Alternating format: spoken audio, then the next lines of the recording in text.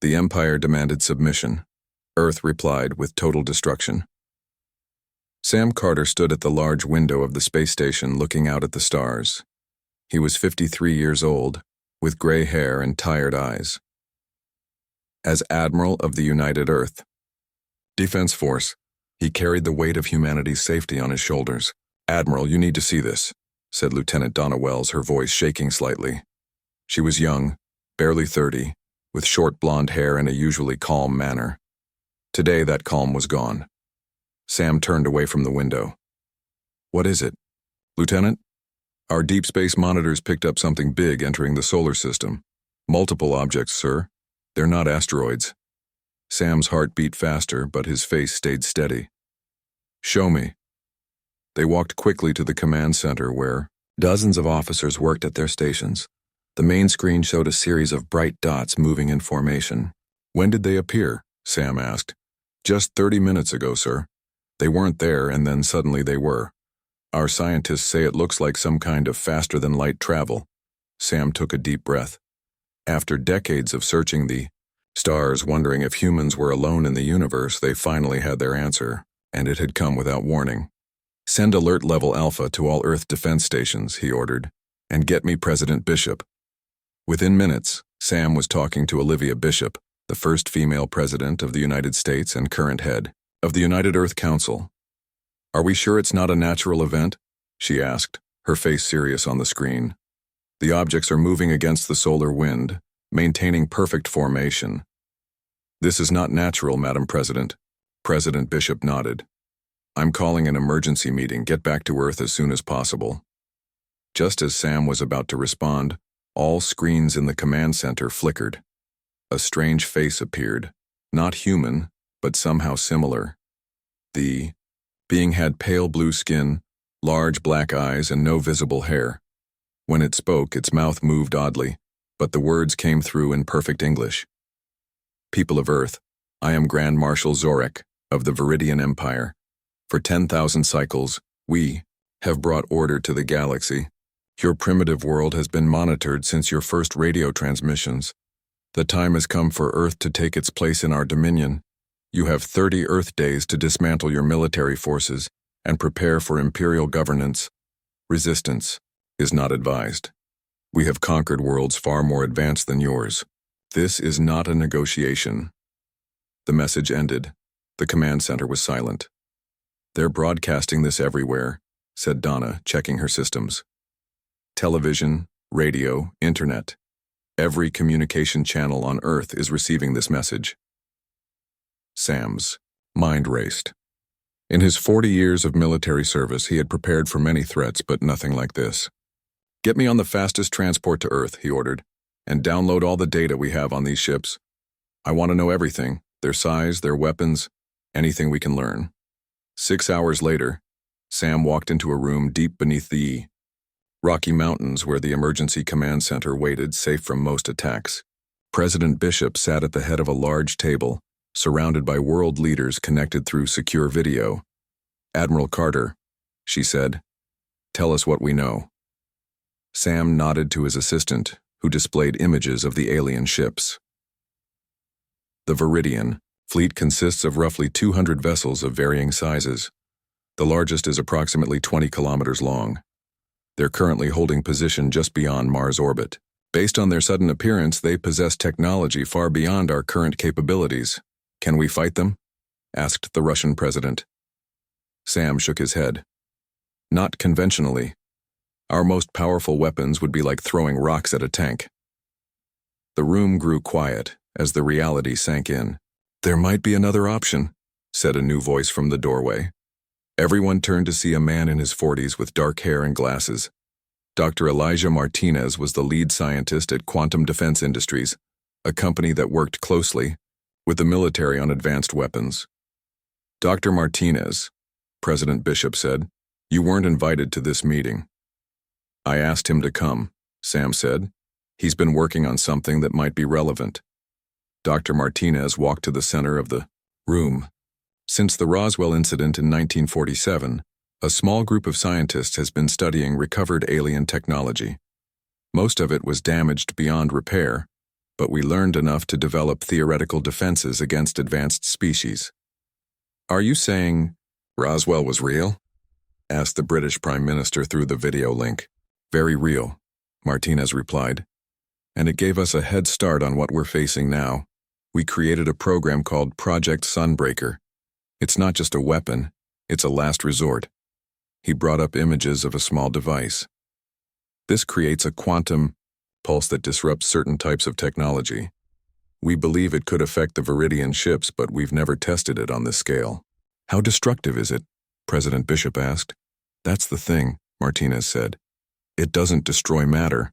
It targets energy systems using quantum entanglement. Based on the brief scan we got of their ships, the Viridians use exactly the kind of technology Sunbreaker was designed to disrupt. Sam looked at the scientist.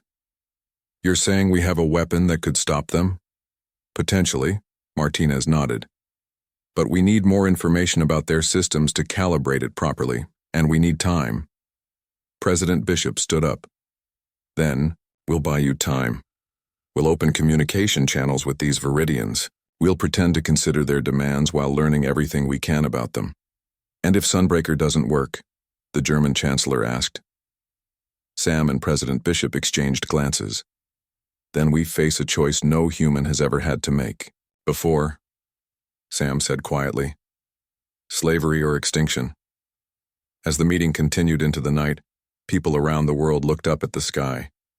News of the alien fleet spread quickly. Some people panicked. Others prayed. Many simply held their loved ones close, wondering what the future would bring.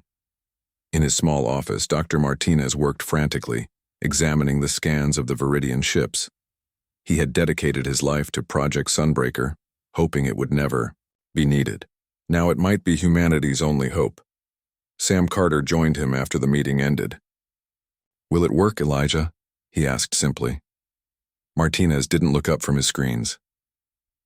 I don't know, Sam, but we have 30 days to make sure it does.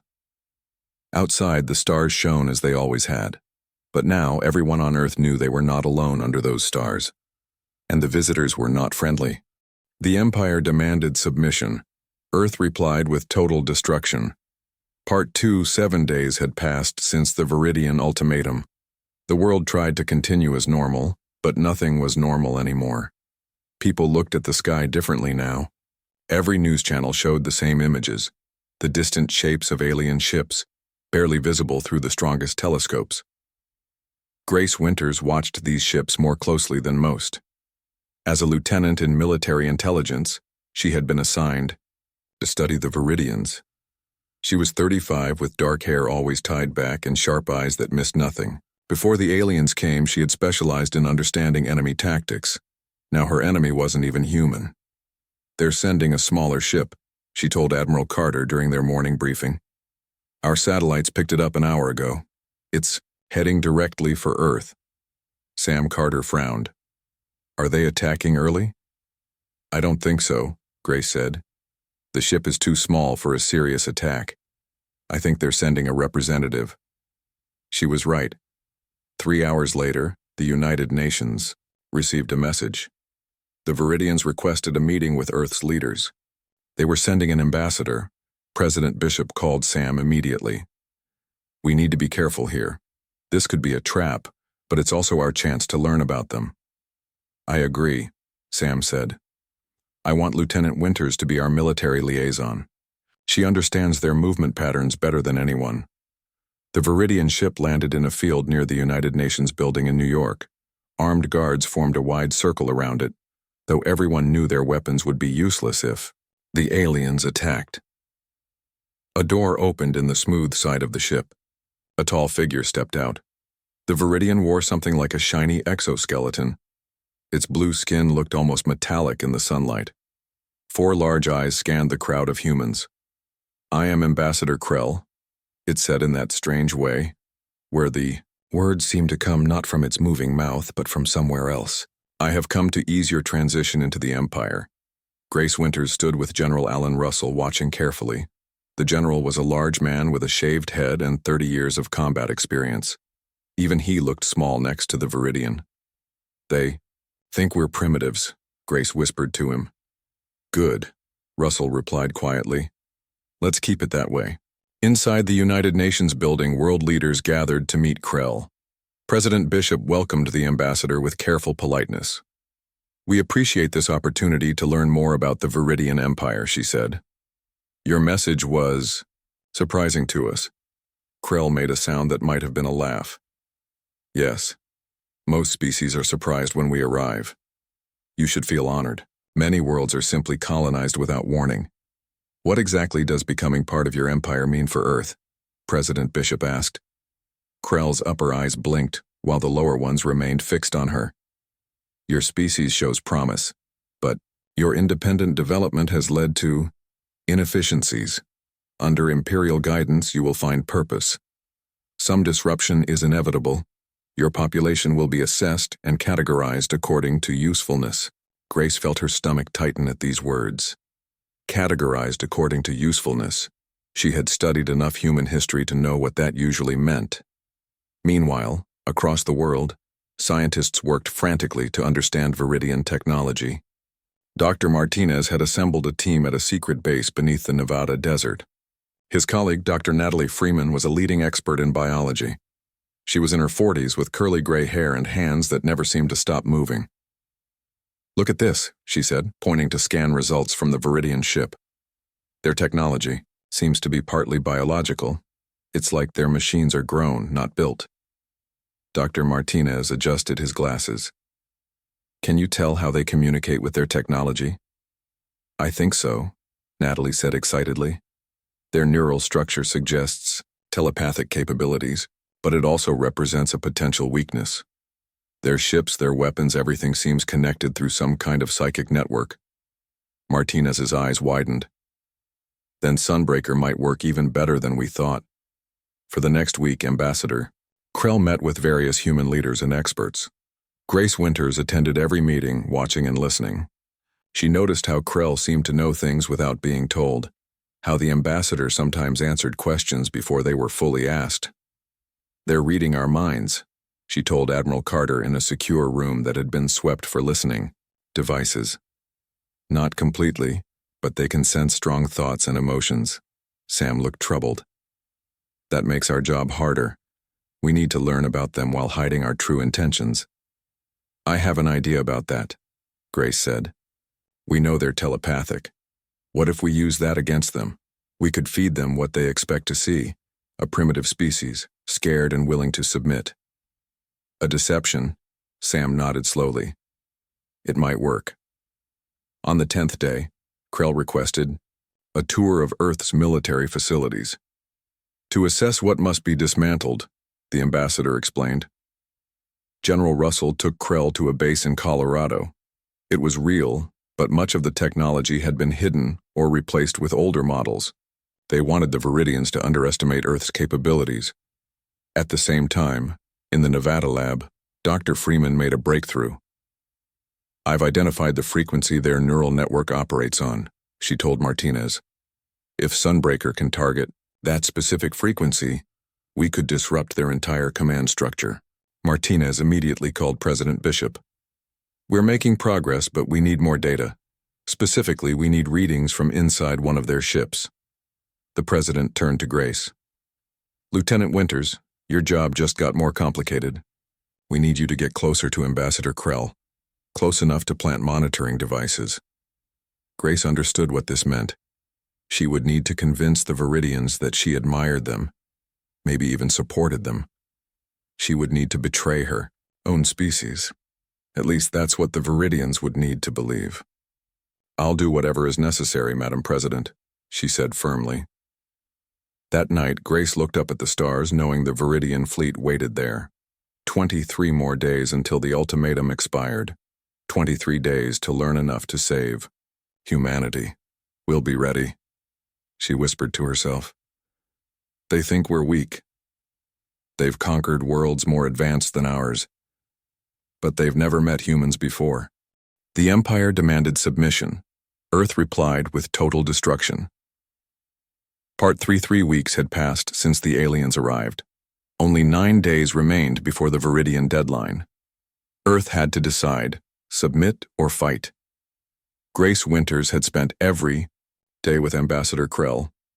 She smiled at the right times, asked admiring questions, and pretended to see the benefits of Viridian rule. It made her sick inside, but she played her role perfectly.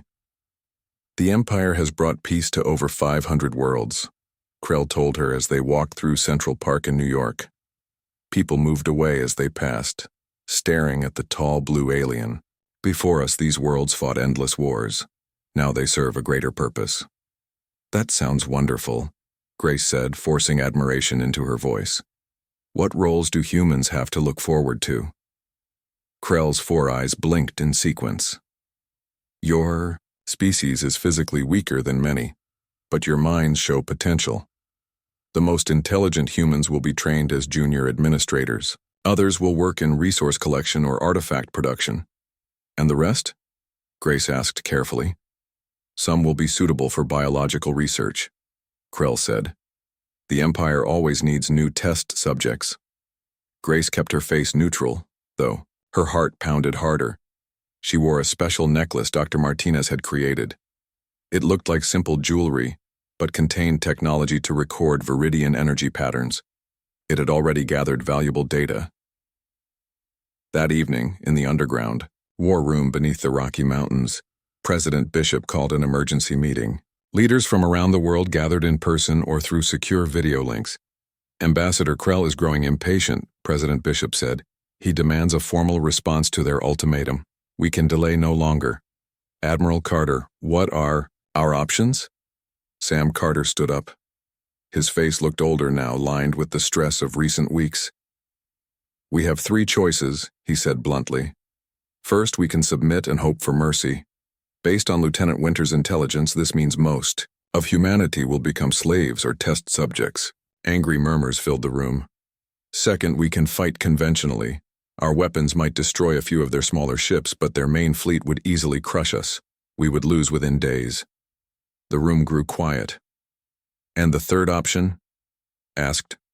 The Chinese Premier Sam nodded to Dr. Martinez and Dr. Freeman. Project Sunbreaker. Martinez stepped forward. He hadn't slept much in weeks. His eyes were red, but his voice was steady. Thanks to Lieutenant Winter's data collection, we've identified the frequency of the Viridian neural network. Sunbreaker can now target that specific frequency. What exactly will it do? Asked the German Chancellor. It creates a quantum pulse that will disrupt their technology and their neural implants, Martinez explained. Their ships will shut down. Their weapons will fail. Dr. Freeman added, the Viridians have evolved to rely on their technology. Their neural implants connect them to their Empire's network. Without this connection, they'll be temporarily paralyzed. Temporarily? President Bishop asked. Yes. Freeman nodded. They would eventually recover. But it would give us time to capture their ships and their technology. We could defend ourselves if they return. But there's more, Martinez said, his voice growing serious. The quantum pulse won't just affect the ships in our solar system. It will travel along their neural network faster than light. It could potentially reach their entire empire. The room fell silent as everyone understood what this meant.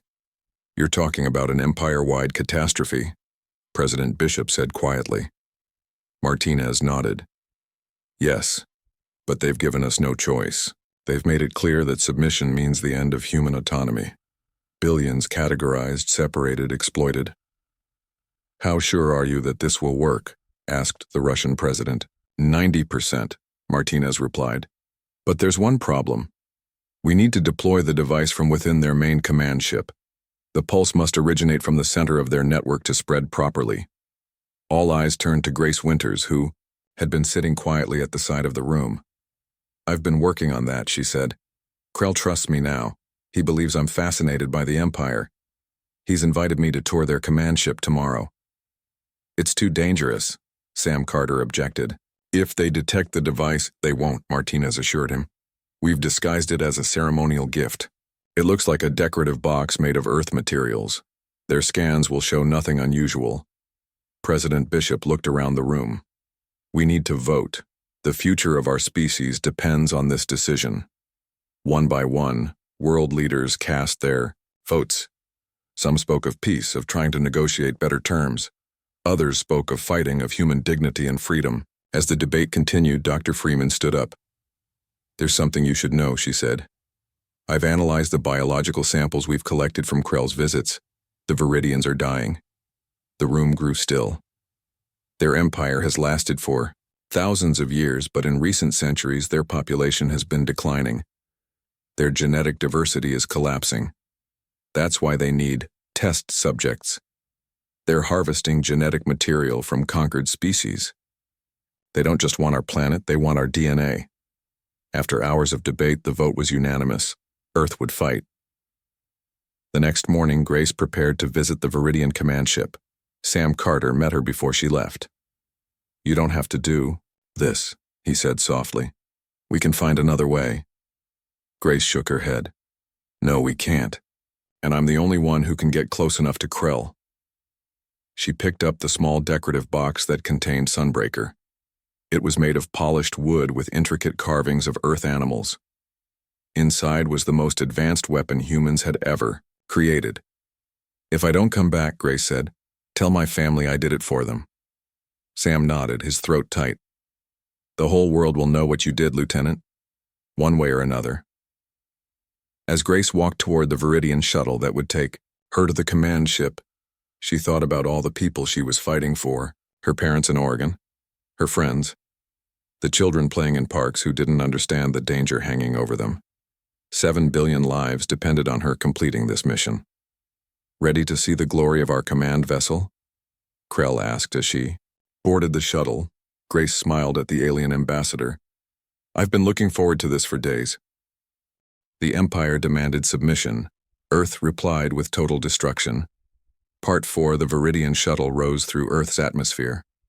Grace Winters sat quietly, the wooden box resting on her lap. Ambassador Krell sat across from her, all 4 eyes watching with interest. "You are not afraid," Krell said. It wasn't a question. Most species tremble when they first leave their world. "I've always wanted to see the stars up close," Grace replied. This wasn't a lie. As a child, she had dreamed of being an astronaut. Before joining the military instead, the blue curve of Earth fell away beneath them. Grace watched her home planet grow smaller through a viewing port. If she failed, that beautiful blue world would never be the same again. The main Viridian fleet came into view. Hundreds of ships like dark metal clouds against the stars. The largest was the command ship, 20 kilometers of alien technology, moving through space with unnatural grace. "Magnificent, isn't it?" Krell said with pride. "This fleet has conquered worlds you cannot imagine. Species far more advanced than yours submitted to our power." "I can see why," Grace said, forcing admiration into her voice. The shuttle entered a massive docking bay in the side of the command ship. Grace stepped out into an enormous space filled with smaller vessels and strange machines. The air smelled different, metallic and slightly sweet. "Welcome to the heart of Viridian power," Krell said. "Few humans will ever see this place." As they walked through the ship, Grace carefully observed everything. The walls seemed to pulse with faint light. Viridian crew members moved with purpose, some glancing at her with curiosity or disdain. "This is the command center," Krell announced as they entered a vast circular room. Grace gasped, not having to fake her amazement. The center of the room held a glowing hologram of the entire solar system. Viridian officers stood at control stations, made of the same shining material as their ships. A taller Viridian approached. His exoskeleton was more elaborate than Krell's, with glowing symbols Grace couldn't understand. "Grand Marshal Zorek," Krell said with a slight bow. "I present Lieutenant Grace Winters of Earth. She has shown remarkable understanding of the benefits of Imperial rule." The Viridian leader studied Grace with all 4 eyes. She fought the urge to step back. "So this is a human," Zorek said. "Physically unimpressive. But there is something in their genetic structure that interests our scientists." Grace smiled politely, though her skin crawled. "I brought a gift from Earth," she said, holding out the wooden box. "A token of appreciation for the Empire's interest in our world." Zorek looked at the box without taking it. "What is this primitive object?" We call it a puzzle box, Grace explained. Grace, it's made from trees that grow only on Earth. Inside are small treasures from our world, gems, metals, and examples of our art. It's a tradition to present such gifts to important visitors. This was the dangerous moment. If they scanned the box deeply enough, they might detect that it wasn't what it seemed. Krell reached for the box. I will examine this gift for security purposes. Grace held her breath as Krell studied the box. After a moment, he handed it to Zorik. It contains only Earth materials, Krell confirmed. Nothing dangerous. Zorik took the box with obvious disinterest and set it on a nearby control panel. Ambassador Krell tells me you have questions about your future role in the Empire. Grace nodded, trying to keep her eyes off the box. Yes, I'm curious about what will happen after Earth joins the Empire. Zorik gestured, and a new hologram appeared. Earth, covered with glowing points of light. These will be the primary extraction centers. Your major cities will be repurposed for Imperial use. And the people? Grace asked. Most will serve in resource collection, Zorik said. The genetically superior specimens will be taken for study and breeding programs. The rest will be processed for biological materials. Grace struggled to keep her expression neutral. Processed? Your species produces certain proteins that are useful to us, Zorik explained as if discussing the weather. Those not selected for labor or breeding will serve the Empire in this way. They were planning to harvest humans like crops. Grace felt sick, but kept her face calm. She needed to get the box activated, but it was now sitting several meters away. What about resistance? She asked, trying to move subtly toward the control panel. Some humans might fight back. Zorik made a sound like cold laughter. Resistance is always expected. That is why we begin with this. He gestured again, and the hologram changed to show a major city. Grace recognized New York. Then in the simulation, a beam of light struck the city center. Buildings collapsed.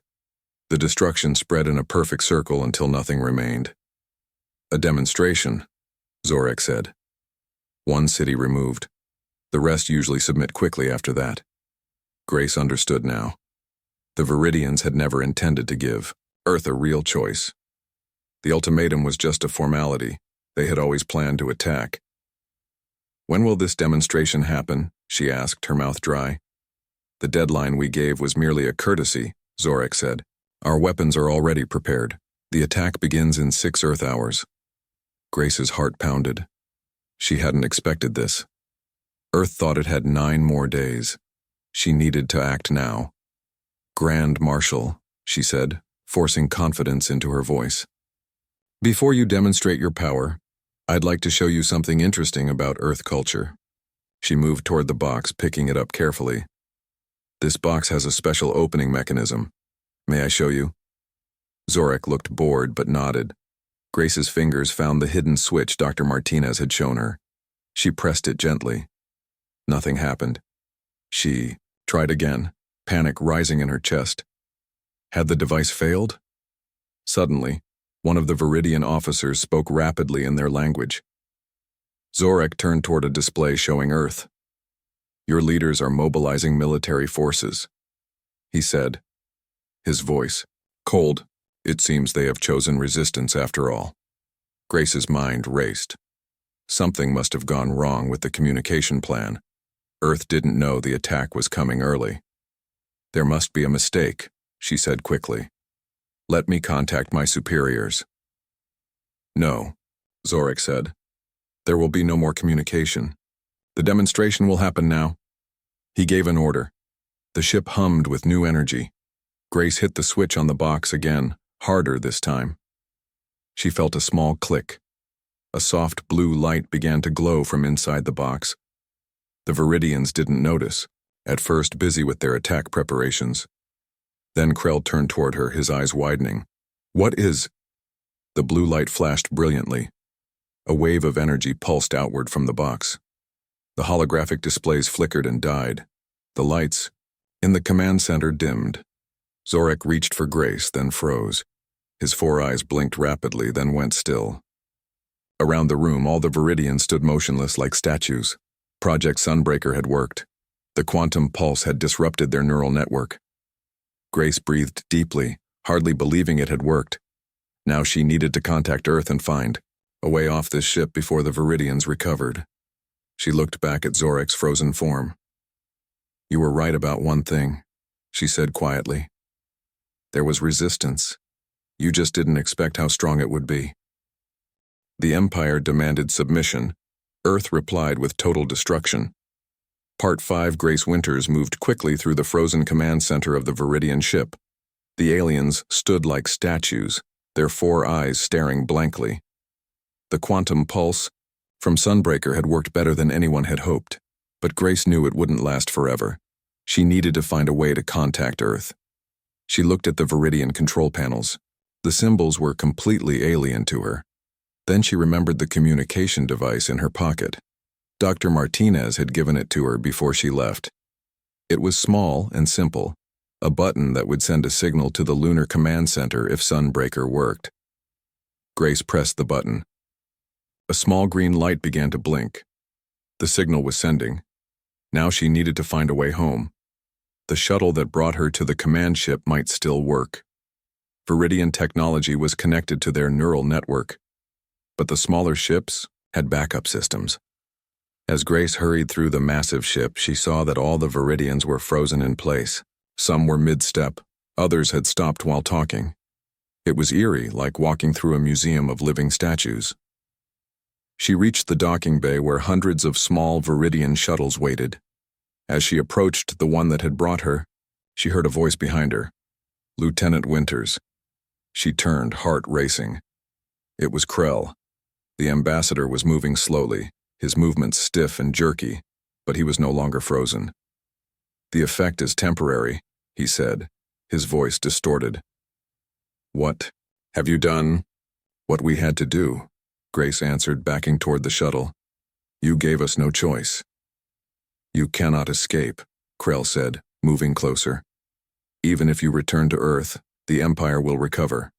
We will return with a larger fleet. Your world will burn for this betrayal." Grace reached the shuttle door. "I don't think so," she said. "Sunbreaker didn't just affect this ship. The pulse is traveling through your neural network to your entire empire." Krell's 4 eyes widened. "Impossible, the network doesn't work that way." "Dr. Freeman figured it out," Grace said. "Your neural implants are connected across space through quantum entanglement. Right now, the pulse is spreading to every Viridian ship, every Viridian world. Your entire empire is experiencing what's happening here." Krell lunged for her suddenly, but his movements were slow and clumsy. Grace easily avoided him and entered the shuttle, sealing the door behind her. Through the window, she could see the ambassador pounding weakly on the door. The shuttle controls were simple enough. Grace had watched the Viridian pilot on the way up. She pressed what she hoped were the right buttons. The ship hummed to life. It still worked. Moments later, the shuttle left the docking bay. Grace looked back at the massive command ship. It was drifting now, its propulsion systems offline. As she piloted the small craft toward Earth, she could see that the entire Viridian fleet was floating powerless in space. Hundreds of ships, dead in the void. Back on Earth, in the Lunar Command Center, Admiral Sam Carter and President Bishop watched their monitors with tense faces. They had received Grace's signal but weren't sure if she would make it back. "We're getting readings from the Viridian fleet," Dr. Martinez reported. "All ships appear to be disabled. No energy signatures, no movement." "And the pulse?" President Bishop asked. Dr. Freeman checked her instruments. "It's working exactly as we hoped. The quantum disruption is traveling along their network pathways. We're receiving data from our deep space monitors. Viridian ships in nearby star. Systems are going dark." "My God," Sam whispered. "How far will it spread?" "Based on what we've learned about their network," Martinez said, "it could affect their entire empire. Thousands of ships, hundreds of worlds." "We've just brought down a galactic power," President Bishop said quietly. "Look," someone shouted, pointing at a monitor. A small craft was approaching the moon. It was a Viridian shuttle. "It's Lieutenant Winters," Sam said, recognizing the flight pattern. "She made it, 3 hours later." Grace sat in the war room beneath the Rocky Mountains. She looked tired but calm as she reported what had happened on the Viridian command ship. World leaders listened in stunned silence. They were going to attack early. She concluded. And they planned to harvest humans for their biological materials. They never intended to give us a real choice. What about the Viridians now? The British Prime Minister asked. Will they recover? Dr. Freeman answered. Eventually, yes, but their neural implants have been severely damaged. It will take time for them to rebuild their network. Possibly years. And in the meantime, President Bishop asked. We have their ships, Sam Carter said. Or at least we will soon. We're already sending teams to secure the vessels in Earth orbit. Their technology is ours now. We should destroy it all, someone suggested. Make sure they can never threaten us again. Grace shook her head. We're better than that. We didn't destroy their empire for revenge. We did it to survive. Lieutenant Winters is right, President Bishop said. We'll use their technology to defend ourselves, to explore space, but we won't become like them. Over the next few weeks, Earth began to recover from the shock of first contact. Teams of scientists and engineers studied the Viridian ships. The technology they found would advance human science by centuries. 1 month after the Sunbreaker event, Grace stood with Sam Carter and Dr. Martinez at a new facility built to house the largest Viridian shuttle. It had been converted into Earth's first true starship. What do you think they'll call this day in the history books? Sam asked, looking at the ship that would soon carry humans to other stars. The day humanity said no, Martinez suggested. Grace smiled slightly. Maybe. Or maybe the day we grew up. We're not alone in the universe. And now we know we can stand up for ourselves. As night fell, people around the world looked up at the stars with new eyes. The universe was vaster and more dangerous than they had imagined, but humanity had faced its first great test and survived. They had refused to submit. They had fought back against impossible odds. And they had won. In the far reaches of what was once the Viridian Empire, the survivors began to rebuild. They told stories of the small blue world that had brought down a galactic power. They did not speak of revenge. They spoke with reverence, and perhaps a little fear. Earth was no longer just another world waiting to be conquered. It was the planet that had said no, the planet that had replied to demands of submission with the total destruction of an empire, and the stars would never be the same again.